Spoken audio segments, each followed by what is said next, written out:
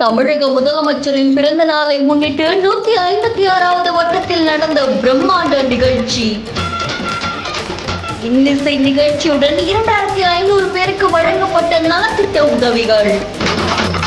இதே நிகழ்ச்சியில் 200 பேர் திமுகவில் இணைந்ததாகவும் கூறப்படுது.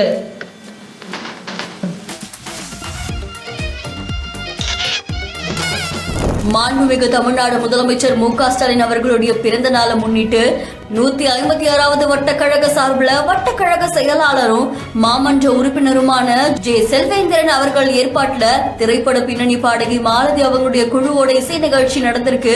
அது மட்டும் இல்லாம கிட்டத்தட்ட 2500 பேருக்கு நலத்திட்ட உதவிகளுமே வழங்கப்பட்டிருக்காமா. இதுல அமைச்சர் தாமோ அன்பரசன் அவர்கள் கலந்துகிட்டு பொதுமக்களுக்கு நலத்திட்ட உதவிகளை வழங்கியிருக்காங்க.